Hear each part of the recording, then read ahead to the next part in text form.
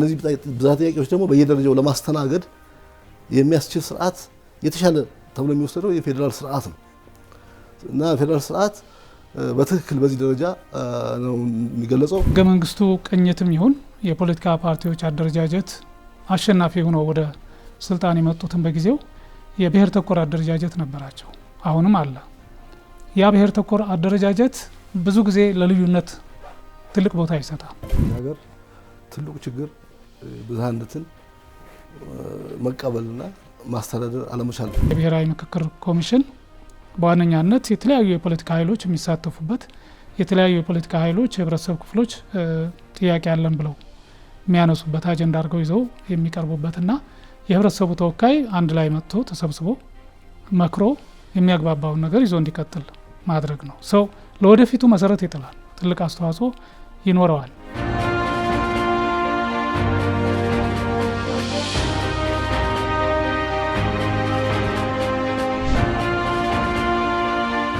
ጤና ይስጥልን ተመልካቾች፣ የኢንቢሲ ኢትዮጵያ ቴሌቪዥን ከሰላም ሚኒስቴር ጋር በጋራ የሚያዘጋጅላችሁ ጋራ ሀገር የተሰኘው ፕሮግራማችን ተጀምሯል። ሄርሜላ ፍቃደ ነኝ፣ አብራችሁን ቆዩ።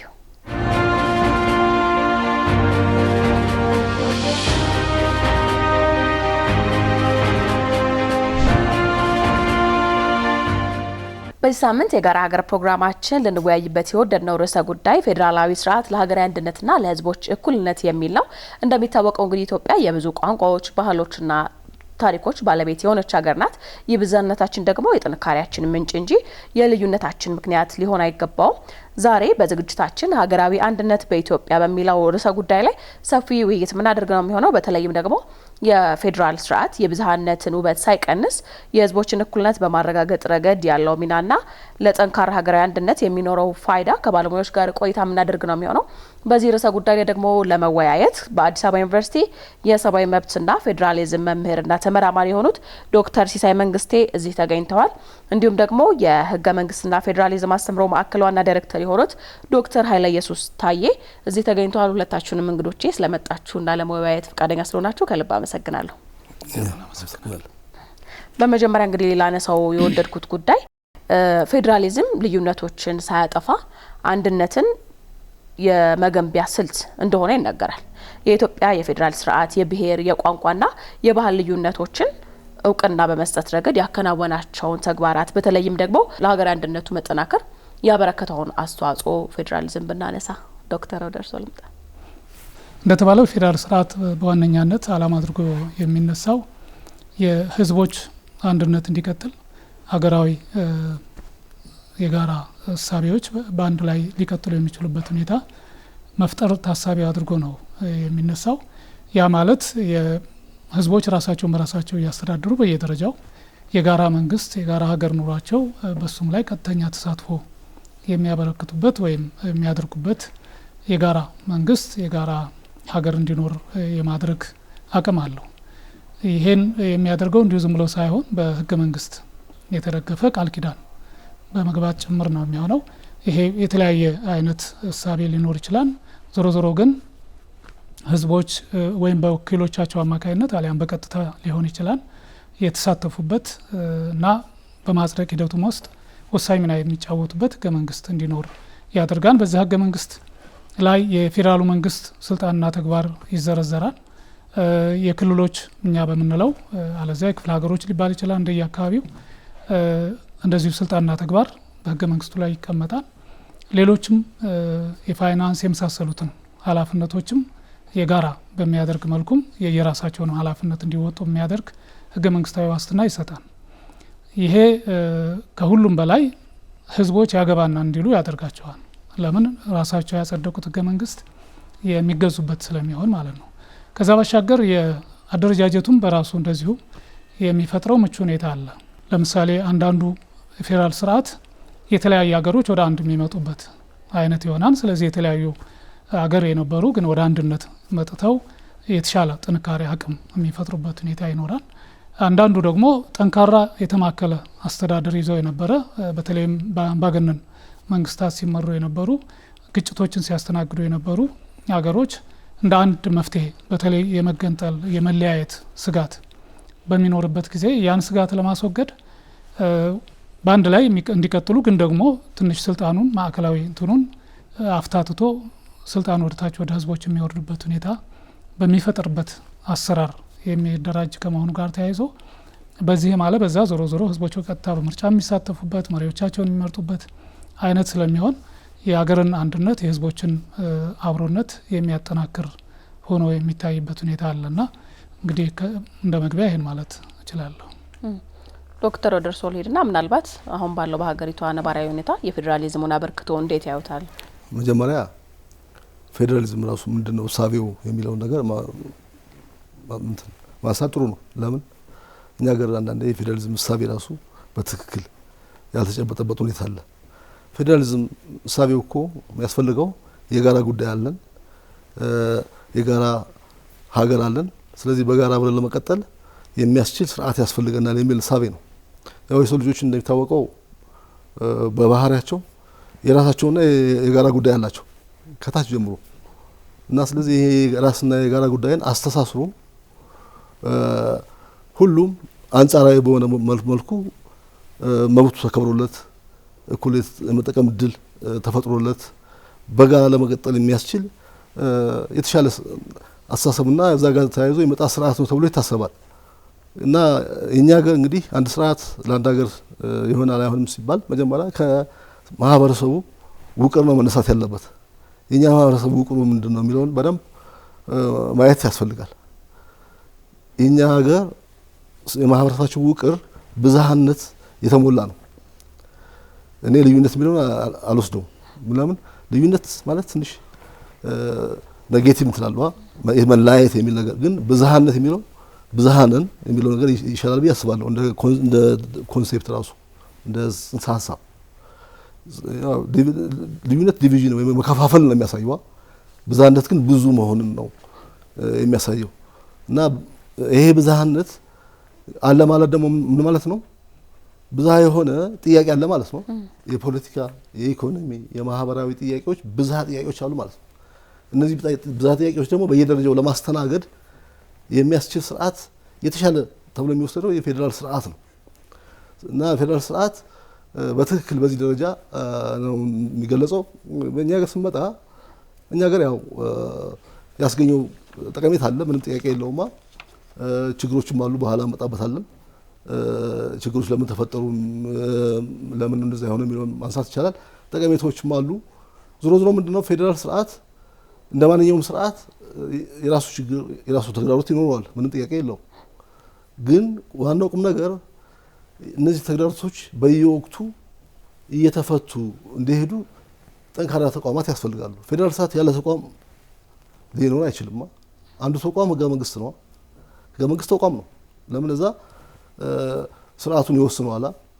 ስርዓቱ ምን አይነት ስርዓት ነው፣ ምን አይነት መርሆች አሉት፣ ስልጣን ክፍፍሉ ምን ይመስላል፣ ምን አይነት መብቶች ይከበራሉ፣ እነዚህ እንዴት ነው አብረው የሚሄዱት የሚል ነገር እዛ ተዘርዝሯል። ህገ መንግስት አንድ ተቋም ነው። ግን ያ ተቋሙ ተግባራዊ መደረግ አለበት። ማለት ህገ መንግስታዊነት የሚል ደግሞ ይመጣል። እዛ ላይ ወረቀቱ ላይ ብቻ ቢቀመጥ ጥቅም የለውም። ያ በተግባር መገለጽ አለበት። ሰው በዛ ውስጥ መኖር አለበት። ህገ መንግስቱ መኖር መቻል አለበት። ካልኖረ ያው ችግር ይፈጠራል። ህገ መንግስቱ ሌላ የሚፈጸመው ሌላ ከሆነ ያው ኮንፍሊክት አይጠፋም፣ ወደ ግጭት አይጠፋም። ስለዚህ የፌዴራል ስርዓት አንጻራዊ በሆነ መልኩ የተሻለ ስርዓት ነው፣ በተለይ ብዝሃነት ባለበት ሀገር ውስጥ ተብሎ ይወሰዳል። ግን ቅድም እንዳልኩሽ ብዙ ቅድመ ሁኔታዎች አሉ። አንደኛ ተቋማት፣ ሁለተኛ ደግሞ አስተሳሰብ ይጠይቃል። መቼም ማይንድሴትሽ በዩኒታሪ ውስጥ ሆኖ ፌዴራል ስርዓትን ማስኬድ ከባድ ነው የሚሆነው። እኛ ጋር አንዳንዴ እንደዛ ነው። ሰው ያለው ማይንድሴት ዩኒታሪ ነው፣ ግን ፌዴራል ስርዓት ይላል። ግን የዛን የፌዴራል ስርዓትን እሴቶች ተላብሷል ወይ የፌዴራል ስርዓት የሚጠይቀውን ሂደት በትክክል ያስኬደዋል ወይ ያውቀዋል ወይ የሚለው ነገር ብዙ ስራም አልተሰራም በዚህ ዙሪያ። እና እዛ ጋር እኔ አንዳንዴ እንደ አይነት ችግሮች ቢገጥሙን አይገርመኝማ፣ የሚገርምም አይደለም። ዞሮ ዞሮ ፌዴራል ስርዓት ሂደት ነው፣ በሂደት ነው ያደገን እየተጠናከረ የሚሄደው። ሆኖም ግን እኛ ጋር አሁን ጅምሩ ጥሩ ነው፣ ግን ችግሮች አሉ። እነዚህ ችግሮች ደግሞ በጥናት ለይቱ አሁን ሀገራዊ ምክክር አለ፣ በዛ መፍታት ይቻላል። የጋራ መግባባት መፍታት ይቻላል። ምንም እንትን የለውም፣ የሚከብድ ነገር አይደለም። ዋናው ስርዓቱ ጠቃሚና አስፈላጊ መሆኑ ላይ መግባባት ነው። ባይዘው እኛ ጋር አሁን ፌዴራል ስርዓት አያስፈልግም የሚል ብዙም የለማ። ተፎካካሪ ፓርቲዎችም ብዙዎቹ ያስፈልጋል ነው የሚሉት። ምንድነው ቅርጹ ምን ይሁን፣ ቅርጹ እንደዚህ ቢሆን ይሄ ነገር ቢሻሻል የሚል ነገር ነው እንጂ ቶታሊ ፌዴራል ስርዓት ብቻ ሀገር ያስፈልጋትን የሚል አሁን ጠፍቷል። መጀመሪያ እንደዛ ነበረ። ይሄን ህገ መንግስቱን መጀመሪያ መቀደል አለበት፣ ከተጻፈበት ቀለም ያነሰ ነው ዋጋው የሚሉ ነበሩ። አሁን ግን የለም። አሁን ቢሻሻል የሚል ነገር ነው የሚመጣው እና ይሄም ትልቅ ለውጥ ነው ብዬ ነው የምወስደው። ኦልሞስት በሀገሪቱ ውስጥ የመጣ ለውጥ ነው ብዬ ወስዳለሁ። አው ልክ ብለዋል። እንግዲህ ቀደም ብላችሁ ሁለታችሁም እንደገለጻችሁት የፌዴራል ስርዓት የተለያየ አይነት አመለካከትና እንዲሁም ደግሞ የተለያየ አይነት ሀሳብ ያላቸው ሰዎች አሉ። የሀገራዊ አንድነት ጽንሰ ሀሳብም ላይ ስንመጣ በተለያዩ ወገኖች የተለያየ አይነት ትርጓሜ ይሰጠዋል። በኢትዮጵያ ነባራዊ ሁኔታ ብዝሃንን ብለናል። ቀደም ብለንም ብዝሃ የሆነ አኗኗር የምንከተል ዜጎች ነንና በብዝሃነት መኖር እንደ ስጋት ሳይሆን እንደ ጸጋ በመውሰድ ልዩነቶቻችንን በማጥበብ የሚያስማማንን ሀገራዊ አንድነት እንዴት ልንገነባው እንችላለን? በዚህ በፌዴራል ስርዓት የሚለውና የፌዴራል ስርዓት አንዱ እና መሰረታዊ ባህሪው ብለን ያሰብነው የሀገራዊ አንድነትን አጠናክሮ መቀጠል ነው። በተለይ ደግሞ እንደ ኢትዮጵያ ያሉ የተለያዩ ማህበረሰብ ያሉበት ይሄ ብዝሃነት የሚለው እኔ እንደውም ከዶክተር ኃይለ ኢየሱስ ትንሽ ለየት ያለ ሀሳቤ ነው ያለኝ። ብዝሃነት ቁጥርን ነው የሚገልጸው በመሰረቱ። ምናልባትም የእንግሊዘኛውን ዳይቨርሲቲ የሚለውን አይተካውም፣ ብዝሃነት የሚለው ትርጉም አይተካውም። እንደውም አንዳንድ ባለሙያዎች ምን ብለው ነው የሚተረጉሙት? ተለያይነት። ዳይቨርሲቲ የሚለውን ተለያይነት ወይም የተለያየ አይነት ሁኔታዎች መኖራቸውን ነው የሚያመለክተው። ብዝሃነት ሲባል አንድ አይነቱ ነው እኮ ብዙ ሊሆን ይችላል። ገላጭ ነው ብዬ አላስብም። አንዱ ከእንደዚህ አይነት ቃላትን ወይም መልእክቶችን በማስተካከል ረገድ እንግዲህ ዶክተር አዩስ መስሪያ ቤት ትልቅ ሚና ይኖረዋል ብዬ አስባለሁ። የህዝቦች አንድነት ተጠናክሮ እንዲቀጥል ካስፈለገ ደግሞ የፌዴራል ስርዓቱ በራሱ በዲሞክራሲያዊ መርሆች መደገፍ መቻል አለበት። የፌዴራል ስርዓት ያለ ዲሞክራሲ ምንም ማለት አይደለም። የስሙላ ወይም ስም ብቻ ነው የሚሆነው። አንዱ ለምሳሌ ብዙዎቹ ሀገሮች ፈተና ሆኖ የሚመጣው በተለይ ሲጀምሩ እስከ ተወሰነ ጊዜ ድረስ የዲሞክራሲ ውስንነት ነው የሚሆነው ወይም ዴፊሽንሲ ኦፍ ዴሞክራሲ ይሉታል በእንግሊዘኛው። በአማርኛው ዴሞክራሲ ያነሰበት ወይም የዲሞክራሲ ጉድለት ያለበት የመንግስት አሰራር ስርዓት ምን ካለ በብዙ መልኩ ፈተናዎች ይገጥሙታል ማለት ነው። ስለዚህ የመጀመሪያውና ትልቁ ቦታ ሊሰጠው ትኩረት ሊሰጠው የሚገባው ነገር የዲሞክራሲ ባህልን ማዳበር ነው። በእኛ ሀገር ሁኔታ የተለያዩ ማህበረሰቦች አሉ ለናን የተለያየ እምነት አለ፣ የተለያየ ባህል አለ። በዚያው ልክ ቋንቋው ምኑ እሱን አቻችሎ በመሄድ የጋራ አንዱ ለሌላው ጥቅም እንጂ ጉዳት አያስከትልም ወይም አያመጣም ብሎ እንዲቀበል የሚያደርግ ስራ መስራት ይጠይቃል። በዚህ ረገድ ምን ያህል ሰርተናል? እሱ ጥያቄ ሊነሳበት ይችላል። የሌሎች ሀገሮችንም ልምድ ስናይ በአንድ ጊዜ አይደለም የተሳካ የተዋጣለት ፌዴራል ስርዓት ገንብተው የምናያቸውና የአሜሪካንን ምሳሌ ብንወስድ ዘመናዊ የፌዴራል ስርዓት እንግዲህ የጀመረው አሜሪካ ነው። በ1789 በጸደቀ ህገ መንግስት ነው ስራ ላይ የዋለው። ግን እስከ 1864 ድረስ ለምሳሌ ባርነት ነበር አሜሪካ ውስጥ። የደቡባዊ ግዛቶች የአሜሪካ ደቡባዊ ግዛቶች ወደ ግጭት የገቡት ባርነትን አንተውም ብለው ነው። ግን ህገ መንግስቱ የሰው ልጅ እኩልነት ነው አለ ብሎ ነበር ያጸደቀው፣ እውቅና ሰጥቶ ነበር የቀጠለው። ስለዚህ ዴሞክራሲያቸው በሂደት ስለነበረ እየዳበረ የመጣው ለመቶ ዓመታት በላይ ያዘገመበት ሁኔታ እንዳለ ማየት ይቻላል። ሴቶች በአሜሪካ የፖለቲካ ስርዓት ውስጥ ቀጥተኛ ተሳታፊ በምርጫ ተመራጭ መሆን የቻሉት በ1920ዎቹ ነው። ስለዚህ ከመቶ ዓመት በላይ ቆይተዋል ማለት ነው። የሴቶች እኩልነትን ለማስከበር ምን ያህል ፈተና እንደገጠማቸው፣ የባሮችን እኩልነት ለማረጋገጥ የዴሞክራሲ ጉድለት የነበረበት የፌዴራል ስርዓት እንደነበረ ማየት ይቻላል። የሌሎችም እንደዛው። ስለዚህ ወደ ኢትዮጵያም ስንመጣ እንግዲህ ህገ መንግስቱ ጸድቆ ስራ ላይ ከዋለ ከ30 ዓመት የበለጠው አይደለም። የሽግግር ወቅቱን ጨምረን ከደመር ነው በተግባር የነበረውን ሁኔታ ካሰብ 34 እንደዚህ እየሆነ ነው ያለው። በዚህ ሂደት ውስጥ ብዙ ፈተናዎች ይኖሩታል። የኛው ደግሞ ለየት የሚያደርገው አንዱ ትልቁ ቻሌንጅ ህገ መንግስቱ ቅኝትም ይሁን የፖለቲካ ፓርቲዎች አደረጃጀት አሸናፊ ሆነው ወደ ስልጣን የመጡትን በጊዜው የብሔር ተኮር አደረጃጀት ነበራቸው፣ አሁንም አለ። ያ ብሔር ተኮር አደረጃጀት ብዙ ጊዜ ለልዩነት ትልቅ ቦታ ይሰጣል። ለአንድነትን ከመስበክ ለአንድነት ተገቢ ቦታ ሰጥቶ ከመንቀሳቀስ ይልቅ ልዩነትን የማስፋት የማጉላት ለራስ ቅድሚያ የመስጠት አይነት ነገር ችግሮች አሉ። በዚህ ምክንያት ህገ መንግስቱ ላይ የህገ መንግስቱ አንቀጽ 39 ንዑስ ቁጥር 1 ብሔር ብሔረሰቦች በማንኛውም ጊዜ ተገንጥለው ሀገር እንደሚሆን ነጻ መንግስት እንደሚያቋቁሙ ያስቀምጣል። ምንም አይነት ቅድመ ሁኔታ የለውም። አንዳንዶቹ ይህን እያሰቡ የሚሰሩ ክልሎች ወይም ብሔር ብሔረሰቦች እንዳሉ ማየት ይቻላል። ፖለቲከኞች እንዳሉ ማየት ይቻላል። ሌላኛው ደግሞ ቀደም ሲል የነበረው በየትኛው መንገድ አንድነት መቀጠል አለበት መንጣት አለበት የሚል አስተሳሰብ ነበረ። እነዚህ ሁለት ጫፎች የተሻለ በመግባባት ላይ የተመሰረተ አንድነት እንዳይመጣ ዴሞክራሲያዊ የሆነ ስርዓቱ የተፋጠነ እድገት እንዳያሳይ እንዳይዳብር የራሱን እንቅፋት ፈጥሮበት ቆይቷን ብለን እናስባለን። ከዛ ባሻገር ድህነቱ፣ ኋላ ቀርነቱ፣ በብዙ መልኩ ሃይማኖታዊ ጫናዎችና ጣልቃ ገብነቶች በአንዱ ወይ በሌላው መልኩ እነሱ የሚፈጥሩት እንቅፋት አለ። የተፈጥሮም ይሁን ሰው ሰራሽ ችግሮች በአንዱ ወይ በሌላው መልኩ ፈተና ሆነው የመጡበት ሁኔታ አለ። በፌዴራል ስርዓቱ ባህሪ አደረጃጀት የጋራ ስምምነት አለመደረሱ ራሱ ይሄ ናሽናል ኮንሰንሰስ ኢቭን በአጠቃላይ ብሔራዊ ጥቅሞች ላይ እንኳ ልዩነቶች እናያለን። በሰንደቅ ዓላማ ልዩነት ሲንጸባረቅ ታያለሽ። በህገ መንግስቱ ቅድም ዶክተር ኃይለየሱስ እንዳለው ይቀጥል አይቀጥል የሚለው ላይ የተለያዩ ጫፍና ጫፍ የረገጡ ሀሳቦች ነበሩ። እነሱን ወደ መሀል ለማምጣት ብዙ ስራ ይጠይቅ ነበረ። ግን በዛ ዙሪያ ብዙ የተሰራ ነገር ነበረው የሚል ጥያቄ ከተነሳ ያን ያህል አይደለም። በፌዴራል ስርዓት አደረጃጀቱ ላይ ክልሎች በቋንቋ ተኮር የሆነ ቅርጽ እንዲኖራቸው መደረጉ ራሱ ልዩነቱን ለማስፋት የራሱን አስተዋጽኦ አድርጓል። በክልሎች ውስጥ ያሉ ሌሎች ብሔር ብሔረሰቦች ክልሎች ለሆነ ብሔር መሰጠታቸው በራሱ አንዱ ትልቅ ፈተና ነው። ከስያሜ ጀምሮ በተግባርም እያንዳንዱ ክልል ባለቤት ብሔር ብሔረሰብ አለው። ሌሎች ባለቤት ያልሆኑት በዛ ክልል ውስጥ የሚኖሩ ማህበረሰቦች እንደ ሁለተኛ ዜጋ አይነት የሚቆጠሩበት የሚታዩበት በቀጥታ የማይሳተፉበት በክልል አስተዳደር በፌዴራል ውክልና ላይ የመሳሰሉት ነገሮች እንዳይሳተፉ አንዳንዱ የህግ ክልከላ የሆነ ያለበት አንዳንዱ በተግባር ህጉ እንኳ ባይከለክል በተግባር እንቅፋት የሚፈጠርበት ሁኔታ እንዳለ ማየት ይቻላል። የህግ ክልከላውን አንድ ምሳሌ ላንሳ። ለምሳሌ የፌዴሬሽን ምክር ቤት ውክልና በቀጥታ ህገ መንግስቱ በክልሎች ውስጥ የሚኖሩ ብሔር ብሔረሰቦች ናቸው የሚወከሉት ነው የሚለው። ይሄ በማለቱ ምክንያት የአዲስ አበባና የድሬዳዋ ህዝብ ውክልና የለውም ቀጥታ ለፌዴሬሽን ምክር ቤት። ግን በጣም ብዙ ህዝብ ነው። ለምን አዲስ አበባና ድሬዳዋ ብሔር ወይ ብሔረሰብ ናቸው የሚለውን ለመቀበል ይቸገራሉ።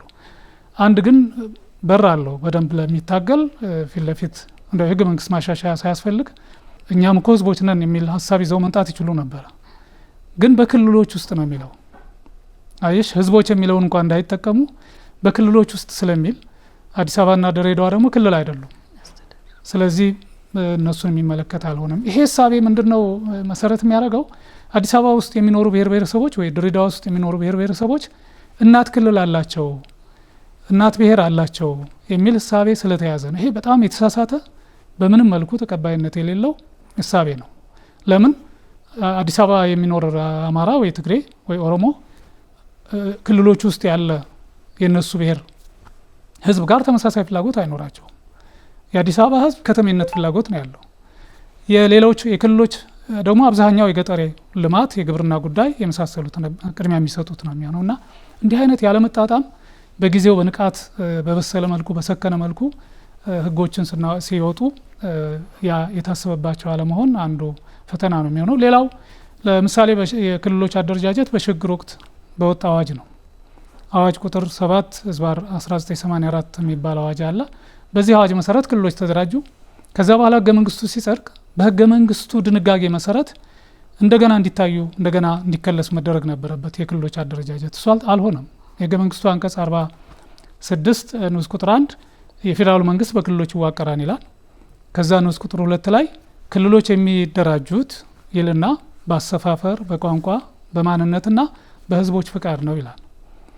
ነገር ግን አሁን ያሉት ክልሎች በቋንቋ ላይ መሰረታል። በአሰፋፈር በተወሰነ እንትን ሊያደርግ ይችላል። ማንነትን ታሳቢ ሊያደርግ ይችላል። የህዝቦችን ፍቃድ የህዝቦችን ፍላጎት ግን ያረጋግጣል አልነበረም። ፖለቲከኞቹ በጊዜው የነበሩ ገዢ ፓርቲው በተለይ ደግሞ የበላይነትን ይዞ የነበረው ቡድን እንደፈለገ ያደረገበት ሁኔታ ነው የነበረውና ይሄ ለዲሞክራሲያችን መዳበር የራሱ እንቅፋት ፈጥሯል። የፌዴራል ስርዓቱ በተሻለ መልኩ እንዲታይ አዎንታዊ አስተዋጽኦ ጎልቶ እንዲመጣ በማድረግ ረገድ የራሱን አሉታዊ ተጽዕኖ ፈጥሯል ማለት ይቻላል። ዶክተር እንደው ምናልባት ሀገራዊ አንድነትን ከማምጣት ረገድ የተጀመሩ ስራዎች አሉ። ለምሳሌ ቀደም ብለውም ጠቅሰውታል፣ የሀገራዊ ምክክር ማንሳት እንችላለን። ከዛ በተጓዳኝስ ምን አይነት ስራዎች ሊሰሩ ይገባል? አንድ እንድንሆን ልዩነታችንን እንደ ጥቅም በመውሰድ የተለያዩ ስኬቶችን ለማግኘት። እንግዲህ በዋናነት ምንድነው እኛ ሀገር ትልቁ ችግር ብዝሃነትን መቀበልና ማስተዳደር አለመቻል ነው። አሁን ብዝሃነት መቀበል መጀመሪያ ያስፈልጋል። ያንን ብዝሃነት የኛ ሀገር መገለጫ ነው፣ በቃ መሰረታችን ብዝሃነት ነው የሚለውን ነገር ከውስጥ መቀበል ይጠይቃል። እሱ ከተቀበልን በኋላ ነገር ደግሞ ብዝሃነትን ማስተናገድ ደግሞ የግድ ይለናል የሚል ነገር መሰጥሩ ነው። አሁን የተነሱ ችግሮች በሙሉ ብዝሃነትን ማስተናገድ ብንችል የሚፈቱ ነበሩ። የትም አሁን በክልሉ ተበታትኖ የሚለው ማህበረሰብ በየው ምንም በየው ከብዝሃነት ማስተናገድ ጋር የተያዘ ነው። ብዝሃነትን ለመደፍጠጥ በሚደረግ እንቅስቃሴ ነው ችግሮች የሚፈጠሩት።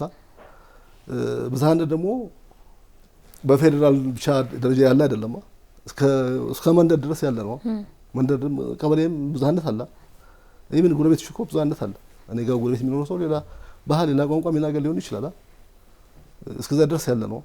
ስለዚህ ብዝሃነትን ከመሰረቱ መቀበልና እንዴት አገር እናስተናግደው ብሎ መጨነቅ ያስፈልጋል። እኛ አንዱ ችግራችን እሱ ነው። አሁን የቀጠለ ያለው ችግር እሱ ነው። ብዝሃነትን አንዳንዱ እንደ ችግር ያዋላ መስማትም አይፈልግም። ግን ሃው ኦነርስ መሬት ላይ ያለ ጉዳይ አልሰማም ብለሽ እንዴት ነው አብረሽ የምትቀጥይዋ? አብሮነትን ይፈልጋል፣ ግን ብዝሃነትን መስማት አይፈልግም። እንደ አይነት በጣም አስቸጋሪ ያለ። አንዳንዱ ደግሞ ብዝሃነቱን ለጥጦ ወስዶ የራሱን ጉዳይ ብቻ ነው የሚመለከተው። ስለዚህ እዛ ጋር ብዙ ስራ መሰራት አለበት ነው አንዱ። አንድነታችን ለማጠናከር የኛ ሀገር አንድነት መጣት ያለበት በብዝሃነት ባቀፈ መልኩ ነው ብዬ ነው የማስበው። ከዛ ውጭ ሊሆን አይችልም። ሁሉም እኔ አለሁበት የሚለው አይነት ስርዓት መፈጠር አለበት። አካታች የሆነ ስርዓት ፌዴራሊዝም እንደዛ ተስፋ አለው አካታች ለመሆን በደንብ ከተገበረ። አካታች ካልሆነ እኔ የለሁበት የሚል አካል ካለ አገራዊ አንድነት አይጠናከርም። በመፈክር አገራዊ አንድነት ሊመጣ አይችልም። የሚመጣው በተግባር ነው። በተግባር ሀገረ መንግስቱ በሁሉም ቅቡልነት ያገኘ ሆኖ ሁሉንም ያካተተ እንዲሆን መስራት ነው።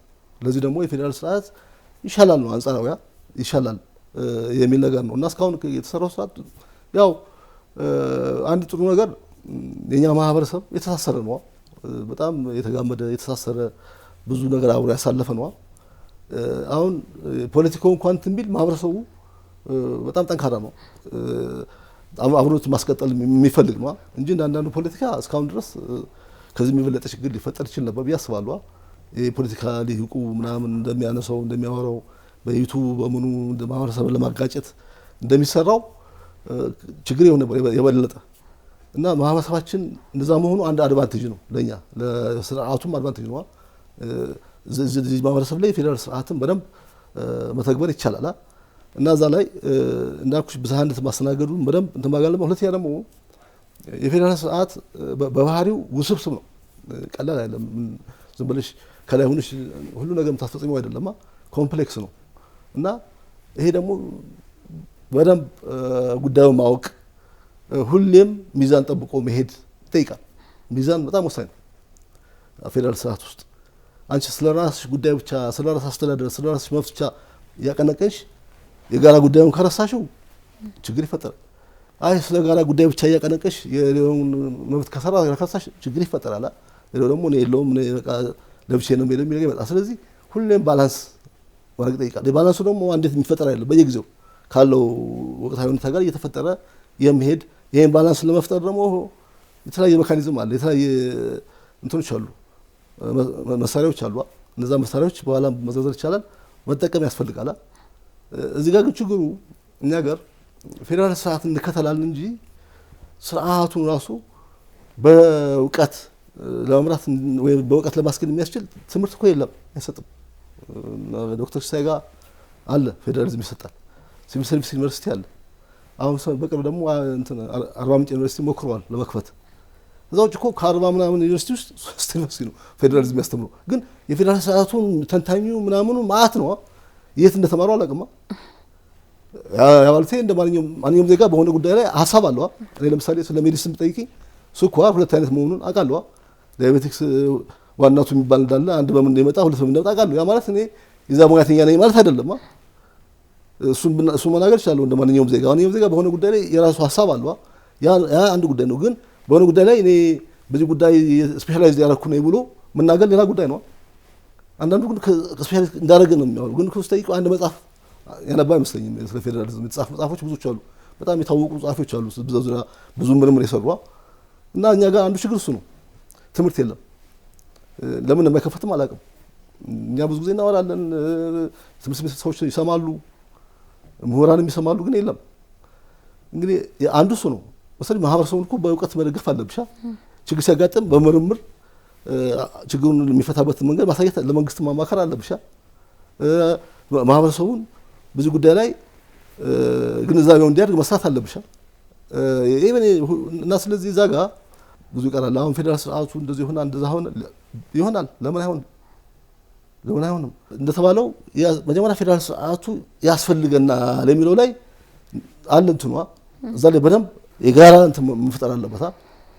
ያ ነው መጀመሪያ። ከዛ በኋላ እንዴት ይሁን የሚለው ላይ በደንብ ይተደርጎ በተለይ ከብዝሃነት ጋር ተያይዞ ያለውን ችግር ካልተፈታ አሁን ችግር ያጋጥማል። ብዝሃነት ማስተናገድ በጣም ያስፈልገናል የሚል ነገር መወሰን። ብዝሃነት ደግሞ ጸጋ ነው። ባይዘው ብዝሃነት የሌለበት ሀገር በጣም እኔ ደስ የሚል አይመስለኝም። አሁን አውሮፓ ምናምን ስትሄጂ አንድ አይነት ነው። በቃ ምግቡ አንድ አይነት፣ ሰው አንድ አይነት፣ ባህሉ አንድ አይነት። እንደውም እነሱ አንድ አይነት ስለሆኑ ኮንስቲቱሽን እያደረጉ በዓል ያከብራሉ። ለምን? የተለየ ነገር ለመፍጠር ነው። የሆነ በዓል ሲኖር እዚህ የሆነ ማስክ ነገር እያሰሩና የሆነ የተለያየ ማስክ ለብሰው ምናምን እንደዚህ ለምን ነው? የተለያየ እንትን ለመፍጠር ነው። እኛ ግን ከሰሜን እስከ ደቡብ ከምዕራብ እስከምትሄጂ የተለያየ ነገር ነው የምታየው እና በጣም ደስ የሚል ነው። ይሄን ደግሞ ያስቀጠሉት የኛ አባቶች ናቸው። አድዋ ላይ ባያሸንፉ ነው ይሄ ላይቀጥል ይችል ነበር። አይታወቅም። ሁላችንም ጣሊያንኛ የምንናገር የጣሊያን ባህል የያዝና እና ይሄን እነሱ ያስጠብቁልን ጉዳይ እኛ ተንከባክፈን ለዘመኑ በሚሆን መልክ ማስቀጠል አለብን የሚል ነገር ነው ያለኛ። ይሄ እኮ በጣም ውበት ነው። ለምን ብዝሃነት እንጠላለን? አንድነት ልሙጥ መሆን እኮ በጣም እንትን ነው። እኔ ብዙ ሳቢ አይደለም የሰው ልጅ እና ይሄንን በጥሩ የብዝሃነት አስተዳደር ስርዓት ዘርግተን ከፌዴራሊዝም ጋር ተያይዞ ፌዴራሊዝም በጣም ብዙ አማራጭ አለው። ባይዘው አንድና አንድ አይደለም፣ ብዙ አማራጭ አለ። ችግር ሲያጋጥምሽ የሚፈታበት አማራጭ ማቅረብ ይችላል ስርዓቱ። ስለዚህ አሁን ለምሳሌ በክልል ተበታትነው የሚኖሩ ሰዎችን አያያዝ በተመለከተ አማራጭ ማቅረብ ይቻላል። ለምሳሌ ለኢንተሪቶሪያል አውቶኖሚ ይባላል። ለምሳሌ መልክዓ ምድር አልባ ራስን በራስ እንትን ማለት ጉዳይ መፍታት ይቻላል። እንደዚህ የተለያየ አማራጮችን ማምጣት ይቻላል በፌዴራል ስርዓት ሳቢ እና እዛ ላይ እንዳልሽው ብዝሃነትን ከያዝን ነው አንድነታችን የምናጠናክረው። ኢትዮጵያ መገለጫዋ ብዝሃነት ነው፣ ግን ብዝሃነት የተዋወደ አንድነት ነው ያለ። አንድነትም በጣም አስፈላጊ ነው። እኛ ግን አሁን አንዳንዴ የሚገርመኝ የአንድነት ኃይል የሚባለውና የፌዴራሊስት ኃይል የሚባለው እስ ሮንግ ለኔ። ስለ ራስ አስተዳደር ብቻ የሚያቀነቅን ኃይል የፌዴራል ኃይል ሊባል አይችልም። ለምን? ፌዴራሊዝም ሁለቱንም የያዘ ነው። ራስ አስተዳደርም የጋራ አስተዳደርም አንድነቱንም የራስን ጉዳይ የያዘ ነው ፌዴራሊዝም ማለት። ሁለቱን ካላዘ ፌዴራሊስት እንዴት ይባላል? እኛ ግን እንደዛ ነው የሚባለው። አንድነት የሚባለውም ደግሞ ዝም ብሎ ልሙጥ አንድነት አይነት ነው። የአንድነት ኃይል የሚባለው እሱ ለኔ የአንድነት ኃይል አፍራሽ ነው ለኔ። ብዝሃነት ያላቀፈ አንድነት ኢትዮጵያ ውስጥ ስለማይሰራ ለምን ኢትዮጵያ ውስጥ እንደዛ ሆነ የሚለው የሀገራችን ተፈጥሮ ይሄ ነው። በቃ ምን ማጋ አይቻልም። ይሄ ነው። አፍሪካ ሀገሮች ሌሎች እንትን እያሉ ነው ዩኒታሪ ሆነው እየቀጠሉ ምናምን ነው። ብዙ እነሱ ማንነት አላቸው። አዎ፣ ግን እነሱ ያ ጥያቄ አልሆነማ። በአጋጣሚ እኛ ጋር ጥያቄ ሆኗል። ብዙ ትግል ተደርጎበታል ከስልሳዎቹ ጀምሮ። ጥያቄ ስለሆነ የትም ልጥያችን ማህበረሰቡም አለ። ስለዚህ እንደኛ ኮንቴክስት ብዝሃነትን ማስተናገድ በጣም ጠቃሚ ነው እና አንድነታችን በዛ መልክ መገንባት ይቻላል። እንደውም በጣም ቀላል ነው። ምንድነው ግን አስተሳሰብ ነው ዋናው። አስተሳሰብ ላይ መሰራት አለበት። አስተሳሰብ እኮ ነው ሁሉ ነገር የሚያደርገው። ብዝሃነት እንደ ችግር የምታየው ከሆነ ሁሌም ችግር ነው የምታደርገው። ያለ ማጥፋት ነው የምትንቀሳቀሽው፣ ለዓላማት ነው የምትንቀሳቀሽው። ግን ብዝሃነት ተስፋ ነው ጸጋ ነው ካልሽ ደግሞ ያን ጸጋውን ለማጎልበትና በዛ ውስጥ አንድነትን ለመፍጠር ነው የምትንቀሳቀሽው። ስለዚህ አስተሳሰብ ላይ ብዙ መሰራት አለበት። ያስተሳሰብ ለውጥ ደግሞ ጊዜ ይወስዳል። ጊዜ የወሰደ በትምህርት ቤት በህፃናት ምናምን እየተሰራ ካልመጣ አሁን ባለው እንትን ያው ህገ መንግስቱ ተረቀቀ፣ ክልሎች ተቋቋሙ። ከዛ በኋላ የተሰራው ስራ ውስን ነው። ለምሳሌ እኛ ማዕከል አስተምሮ ስላለና አሁን የጀመርነው አስተምሮ መሰራ ነበረበት ድሮ ጀምሮ ነበረ። ግን አስተምሮ ራሱ የተሻፋፈ ነበረ። የሆነ የፖለቲካ እንትን የተሰጠው በራሱ ፖለቲካው በሚፈልገው መልክ ሳይንሱን አይደለም ትምህርት ሰጠኝ። አሁን እኛ ሳይንስ ነው እናስተምረው። ማንም ይሄን አስተምሮ የሚለን የለም። ማንም መቶ ምን መስራት ብታስተምሩት እንዲየው የሚል የለም። እኛ ሳይንሱን እናስተምራለን። ከበደ አለሙ ብለን እኛ እንትን ምንለው ነገር የለም። እና አስተምሮ በደንብ መሰራት አለበት። በተለይ ወጣቶች ላይ ህፃናት ላይ እንደዚህ ካልተሰራ በጣም ከባድ ነው። አሁን አርቱ ላይ ራሱ መሰራት አለበት። አርቱ ላይ አንዳንዴ ያው አርት ስለሆነ ተብሎ አንዳንዴ ያው በዛህነት ጋር አብሮ ማይሄድ ነገር ይመጣል። አንዳንዴ እናያለና እንደዛ ደግሞ ተጽዕኖ ፈጣሪዎች ናቸው። ተጽዕኖ ፈጥሮ ደግሞ ህዝቡ ዘጋ ጁ ይላል። አሁን ብዙ እንሰማለና ታዋቂ ነን እያሉ ምናምን ብዙ ነገር የሚሉ አሉ። ግን ፌዴራሊዝምን ያውቁታል ወይ? በደንብ ስለ ፌዴራሊዝም አነበዋል ወይ? በማያውቁት ነገር ደግሞ ትንሽ መታገስ ይጠይቃል። ባላንስ አድርጎ ነው መግለጽ ያለበት። እና እነዚህ አይነት እሰማለሁ፣ ስለምሰማ ነው ዩቲዩብ ላይ እሰማለሁ። እና ምንድነው ለሀገራችን የሚጠቅመው ተረጋግተን ሁሉ ነገር ምክንያታዊ ሆነን ማየት፣ ጉዳትና ጠቀሜታው ደግሞ ባላንስ አድርጎ ማቅረብ እና እዛ የተሻለ ነገር መፍጠር የሚል ነገር ነው ያለኝ። ምናልባት ዶክተር ጅምር ስራዎች እንዴት ይታያሉ? በተለይም ደግሞ ሀገራዊ ምክክር ኮሚሽኑን ማንሳት እንችላለን። አንድነትን ለመፍጠር በተለያዩ አካባቢዎች ያሉ ችግሮች እንዲነሱ እንዲሁም ደግሞ አጀንዳቸውን እንዲያቀርቡና በዛ ላይ ለመወያየት ውጥን ያዘ ነውና እሱስ እንዴት ይታያል? ሀገራዊ አንድነትን ከመፍጠር አኳያ የብሔራዊ ምክክር ኮሚሽን የብሔራዊ አንድነትን ለማምጣት የራሱ የሆነ አስተዋጽኦ ያደርጋል። ግን የመጀመሪያው ሚና የችግሮችን መፍታት ነው። የብሔራዊ የምክክር ኮሚሽኑ እስካሁን የነበሩ ሂደቶች ባለፉት 30-40 ዓመታት የሀገሪቱ ውስጥ ይካሄድ የነበረው የፖለቲካ ሂደት ምን ይመስላል? ምንድነው የሚያለያየን? ምንድነው አንድ የሚያደርገን? አጀንዳዎቻችን አሁንም ድረስ በደንብ መታየት ያለባቸው ምን ናቸው የሚለውን ነው የሚፈትሸው። ከሱ ይልቅ ስለ ብሔራዊ አንድነት፣ ስለ ህዝቦች መተሳሰር፣ አብሮነት ትልቁ ሚና ያለው የፌዴሬሽን ምክር ቤት ነው። በስልጣንና ተግባሩ አንዱ ትኩረት ተሰጥቶ እንዲሰራቸው ከተቀመጠው አንዱ ህገ መንግስት መተርጎም ነው። ከዛ ባሻገር ግጭቶች መፍታት፣ በክልሎች መካከል አለመግባባት ሲኖር እሱን መልክ የማስያዝ ጉዳይ ነው የሚሆነው። የማንነት ጥያቄዎች ሲመጡ እነሱን ፈጥኖ ምላሽ መስጠት። ከዛ ባሻገር ግን ለአንድነት ለብሔራዊ አንድነት ትልቅ ስራዎችን መስራት የሚል ግልጽ የሆነ ኃላፊነት አለበት። የፌዴራል መንግስቱም እንደዚሁ የህዝቦች አንድነት እንዲጠናከር በየደረጃው ያለ የህብረተሰቡን ጥያቄዎች በመመለስ ረገድ ትልቅ ኃላፊነት አለበት። እነዚህ አካላት በተገቢ መንገድ በህገ መንግስቱ የተቀመጠላቸውን ተግባርና ኃላፊነት በትክክል ተወጥተዋል የሚለውን የራሱ ውስንነት አለበት። ከዛ ባሻገር አሁን የብሔራዊ ምክክር ኮሚሽን በዋነኛነት የተለያዩ የፖለቲካ ኃይሎች የሚሳተፉበት፣ የተለያዩ የፖለቲካ ኃይሎች የህብረተሰብ ክፍሎች ጥያቄ አለን ብለው የሚያነሱበት አጀንዳ አድርገው ይዘው የሚቀርቡበትና የህብረተሰቡ ተወካይ አንድ ላይ መጥቶ ተሰብስቦ መክሮ የሚያግባባውን ነገር ይዞ እንዲቀጥል ማድረግ ነው። ለወደፊቱ መሰረት ይጥላል፣ ትልቅ አስተዋጽኦ ይኖረዋል።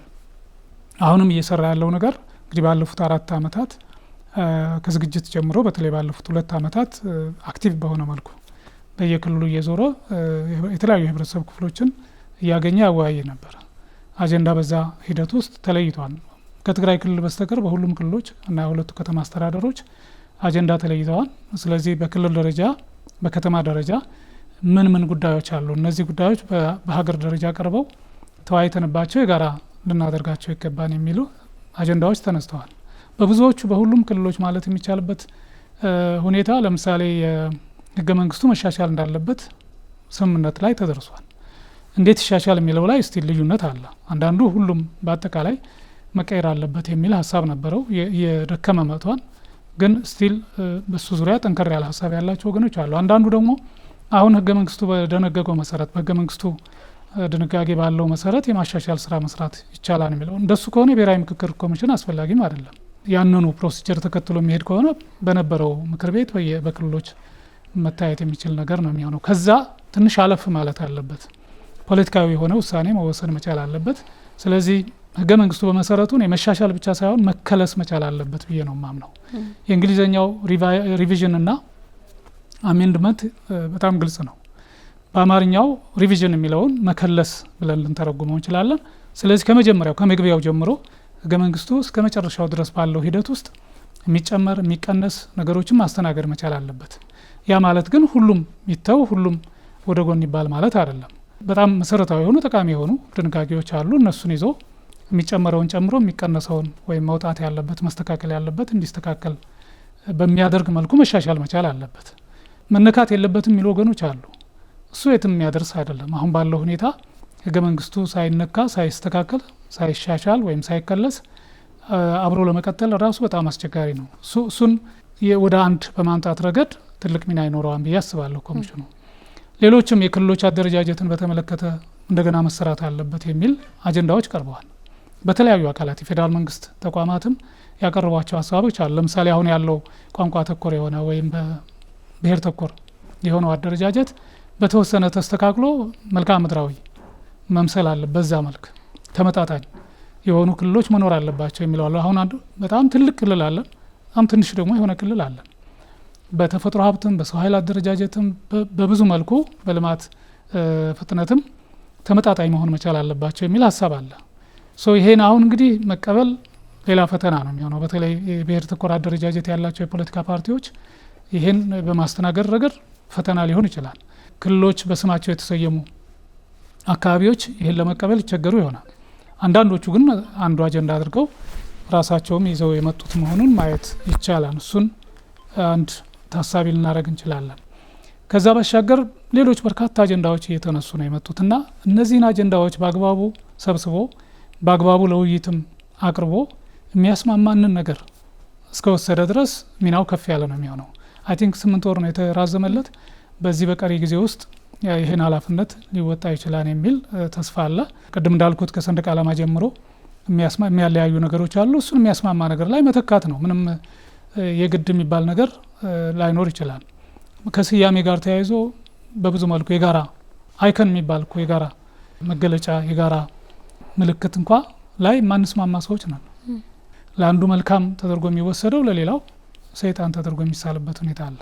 ስለዚህ እነዚህን ነገሮች በሚያስወግድ መልኩ የተሻለ ስራ የሚሰራበት እድል የፌዴራል መንግስትም ይሄን አጋጣሚ መጠቀም መቻል አለበት። የፖለቲካ ፓርቲዎችም ለዚህ ቀና የሆነ ምላሽ መስጠት አለባቸው። የራሳቸውን አዎንታዊ አስተዋጽኦ ማበርከት እስከቻሉ ድረስ ይሄ ለኔ ብቻ የኔ እሳቤ ብቻ ተቀባይነት ያገኝ ወይ የበላይነት የያዘ የሚለው መወገድ አለበት። አልጠቀመንም። ባለፉት 50-60 ዓመታት በዚህ ነው ስንጓተት የኖር ነው። ስለዚህ ከዛ ትምህርት ወስደን ለተሻለ ነገር መስራት እስከተቻለ ድረስ የብሔራዊ ምክክር ኮሚሽኑም የራሱ አስተዋጽኦ አለው። ፌዴሬሽን ምክር ቤት ትልቅ ስራ ይሰራል በአንድነት ዙሪያ ህዝቦችን በማቀራረብ ዙሪያ። ለዛም ነው በየአመቱ የብሔር ብሔረሰቦች ቀን ተብሎ ይከበራል። እሱ በራሱ ከስያሜው ጀምሮ ጥያቄዎች እነሱበታል። ለምሳሌ እኔ ብትጠይቀኝ እኔ የህገ መንግስት ቀን ተብሎ ቢከበር ደስ ይለኛል። የብሔር ብሔረሰቦች ቀን የሚለው ስያሜ ምን ያህል ያስኬዳል? ምን ያህል ያቀራርባል? ሁልጊዜ ዝም ብሎ የጭፈራ ብቻ የሚታይበትስ መሆን አለበት ወይ? አመት ጠብቆ የባህል ልብስ አድርጎ በመምጣት አንድነት ይፈጠራል ወይ? ሌሎች ከዛ ያለፉ ስራዎች መሰራት የለባቸውም ወይ የሚሉ ጥያቄዎች እነሱበታል። ዞሮ ዞሮ ግን የራሳቸው አስተዋጽኦ ያደርጋሉ። ሌሎች ነገሮችም በዛው መልክ ግምት ውስጥ ሊገባ ይችላል። ምርጫዎች ጊዜያቸውን ጠብቀው መካሄዳቸው በራሱ የራሱ ለአንድነትም ለዲሞክራሲ ባህል ግንባታ ሂደትም አስተዋጽኦ ይኖራቸዋልና በአንድ ተቋም ብቻ የሚታሰብ አይደለም። ይሄኛው እንደውም ጊዜያዊ ተቋም ነው፣ ግን ስራውን እስኪጨርስ ድረስ ትልቅ ሚና ሊጫወት ይችላል የሚል ግምት አለኝ። መልካም እንግዲህ ጥሩ ሀሳቦች እያነሳን ነው ቆይታ ያደረግን ያለ ነው። ምናልባት በፌዴራል ስርዓት ውስጥ የቡድን መብቶች የግለሰብና የዜጎች መብቶች እኩል ታይተው ለሀገራዊ አንድነት ሚዛናዊ እንዲሆኑ ምን መደረግ አለበት ብለው ያስባሉ? ዶክተር ኃይለ ኢየሱስ ወደርሶ ረምጣ። እሺ ይህን ሀሳብ አቀርባለሁ። መጀመሪያ ግን የብሔር ብሔረሰቦች ቀን በተመለከተ አሁን የሚከበረው ዶክተር ሲባለው መልክ አይደለም። በጣም ተለውጧል። አንድ ቀን ተገናኝቶ ጨፍሮ መለያየት ምናምን ሳይሆን ትልቁ ስራ የሚሰራው አንዱ የአስተምሮ ስራ ነው። የአስተምሮ ስራ ወቅታዊ የሆነ እና ፌዴራላዊ ጉዳዮች ጋር ተያይዞ ሰነድ ይዘጋጃል። ሰነድ ተዘጋጅቶ ለተለያዩ አካላት የአሰልጣኙ ስልጠና ይሰጣል። ለምሳሌ ለክልል ምክር ቤት፣ ለዩኒቨርሲቲዎች፣ ለሲቪል ሰርቪሱ፣ ለወጣቶች፣ ለሴቶች እዛ ስልጠና ይሰጥና እነሱ ያን ስልጠና ወስደው እስከታች ድረስ ያሰልጥናሉ እና የግንዛቤ መፍጠር ስራ በጣም ይሰራል። ለምሳሌ በዚህ ዓመት ባይዘው 29 ሚሊዮን ህዝብ ነው የተደረሰው በዚህ መልክ። ይሄ ሪል በቃ በፎሎ አፕ ሁሉ የተረጋገጠ ነው። አንዱ እሱ ነው ትልቁ ስራ የሚሰራው። ሁለተኛው የሚሰራው ስራ የህዝብ ለህዝብ ግንኙነት ስራ ይሰራል። ለምሳሌ ከኦሮሚያ ክልል አጎራባች እና ከአማራ ክልል ያሉ እዛ አጎራባች ተገናኝተው ይመክራሉ። በጋራ ያላቸው ችግር ምንድነው፣ እንዴት ተገንታ ባህል ይለዋወጣሉ ይላሉ። እሱ አለ። ይሄ መጨረሻው ያጠቃላይ ቀን ነው፣ አንድ ቀን ያለው። እሱም ደግሞ እዛ ራሱ ከተማ ውስጥ ሲከበር 5 ቀን ነው የሚከበረው። የተለያዩ ስያሜ የተሰጡ የአንድነት ቀን፣ የምናምን ቀን የተባለ መጨረሻ ደግሞ የኢትዮጵያ ቀን ተብሎ የሚከበረው መጨረሻ ቀን እና ስለዚህ ለውጥ አለ ለማለት ነው። በድሮ የቀጠለ አይደለም። ድሮ እንደተባለው እንደዛ ይባል ነበር። ኢቭን ጥናት ሁሉ ተጠንቷል። ፌዴሬሽን ምክር አስጠንቷል። ይሄ በዓል ይቀጥል አይቀጥል የሚል 90% ይቀጥል ያለው በጣም አስፈላጊ በዓል ነው። እንደውም የህዝብ በዓል ነው መሆን ያለበት። የህዝብ በዓል መሆን አለበት። ህዝቡ ራሱ ማክበር ያለበት ከመንግስት በዓልነት ወጥቶ የህዝብ በዓል ይሆን እንዴት ነው መደረግ ያለበት እና ህዝቡ መገናኘት አለበት እና በጣም እንደዚህ አይነት ጥሩ ሳይት ስራ ነው። ኢንፎርሜሽን ለመስጠት ያህል ነው። ያው መሻሻሎች ያሉባቸው ጉዳዮች ነው ዶክተር ሜሽን። እኔ ኮሚቴ ስለሆንኩ እዛ የሆነ አስተምሮ ኮሚቴ እዛ አባል ነኝ። ሰነድ ስለምናዘጋጅ አጠቃላይ በተለያዩ ፍልስፍናዎች እይታዎች አንዱ መብት የሚያስቀድም አንዱን የሚያስቀጥል አለ። ለምሳሌ ብዙ ጊዜ የሚታማው የሊበራል የፖለቲካ እይታ የግለሰብ መብት ይቅደም ብሎ ያስባል ተብሎ ይወሰዳል። ሌላው ደግሞ የግለሰብ መብት ሳይሆን የቡድን መብት ነው መጀመሪያ መሰረት የሚሆነው የሚል ነገር ይነሳል። ይሄ የእንቁላልና የዶሮ ጉዳይ ነው የሚሆነው። እነሱ ሁለቱም ያስፈልጋሉ የሚለው ነው የሚወስደው። በአሁኑ ዘመን በ21ኛው ክፍለ ዘመን ሁለቱም መብቶች መከበር አለባቸው። እነሱ ደግሞ ባላንስ አድርጎ መሄድ ይቻላል ነው። መቻልም የግድ ይላል። ለምን አንድ ሰው የግለሰብ መብት አለው፣ ግን የቡድን መብት ደግሞ ይኖረዋል። ያ የቡድን መብቱ ደግሞ ካልተከበረለት ጥያቄ ያነሳል።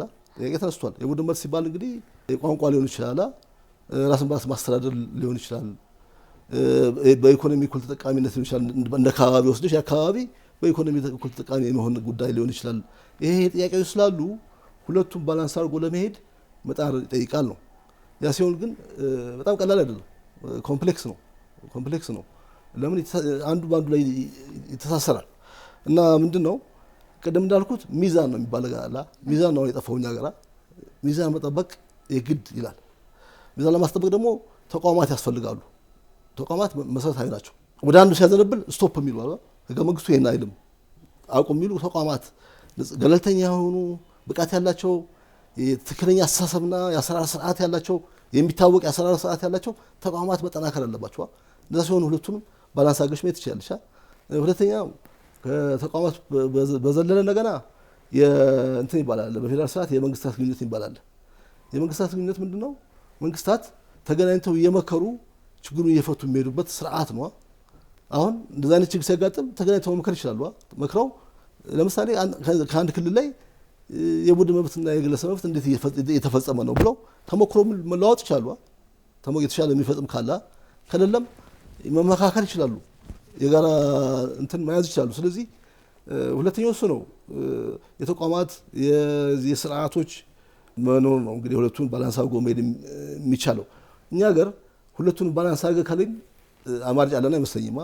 አንዳንዱ የቡድን መብት አያስፈልግም ብሎ ቶታሊ ኢግኖር የሚያደርግ አለ። ብሔርም የለም ይላል። ያለው ኢትዮጵያዊነት ኢትዮጵያ ምንድነው ብሔራዊነት ነው ያለው እንጂ ብሔር የሚባል ነገር የማይቀበል አለ። ግን ተመልሶ ስታየው ሰውዬው እዛ ውስጥ ብሔር ውስጥ ታገኘዋለሽ። እኔ ብሔር ነኝ ካለ መቀበል ነው። ተቀብሎ እንዴት አብረን እንኑር ነው ጥያቄዋ። እንዴት ህብረ ብሔራዊ ሆነን እንቀጥላ?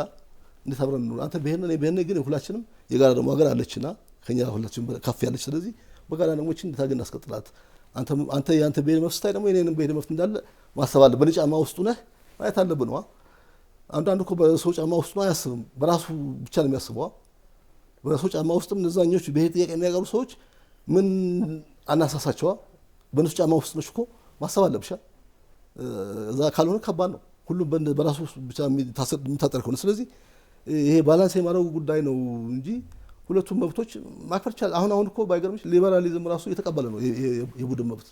ለምሳሌ አሜሪካ እነዚህ ድሮ የተገፉት ሬድ ኢንዲያንስ የሚባሉት እነሱ ዳላ ያስፍሯቸው በራሳቸው እንዲያስተዳድሩ ፈቅደውላቸዋል። ፈቅደዋል። ብዙ ስቴት አይደሉም፣ ከስቴት በታች ተፈቅዶላቸዋል ራሳቸው እንዲያስተዳድሩ። እና ይሄ ምንድነው የቡድን መብት አክብሯል ማለት ነው ሊበራሊዝም። እኛ ሀገር ነው የሊበራል ፖለቲካ ነው እየተባለ የሚባለው እንጂ ሊበራሊዝም ይሄን ማክበር አለበት የሚል ክርክርም አለ። ዶክተር ሰማያ ቃላ እነ ኪሚሊካ ምናምን ብዙ አሉ የሚከራከሩ ሊበራሊዝም የቡድን መብት ማክበር አለበት፣ የቡድን መብት ሳያከብር የትም አይደርስም የሚሉ የሚከራከሩ ክርክር አለ፣ ውይይት አለ። በተለይ ካናዳ አካባቢ ያሉ እኛ ምሁራን በጣም ይጽፋሉ ብዙ ፈላስፎች ሁሉ። ስለዚህ እኛም ሁለቱንም ይዘን የምንሄድበትን መንገድ ነው እንጂ ዝም ብለሽ በጣም አጭር የሆነች ይሄ በጣም አጭር ነው አንዱ ነው የግለሰብ ነው ካልሽ በቃ አጭር መንገድ ነው፣ ግን አያስኬድም፣ ሩቅ የትም አይደርስም፣ የቡድኑ ጥያቄ ይነሳል። ስለዚህ ሁለቱም ባላንስ አድርጎ ይሄ ነው ምንድነው እኛ ጋር ይሄ ጫፍ የወጣ ብሔርተኝነት ነው እንትን ማለት ያለብን እዛ ላይ የለዘበ እንዲሆን እንጂ ብሔርተኝነት ይጠፋል ብዬ አላስብም።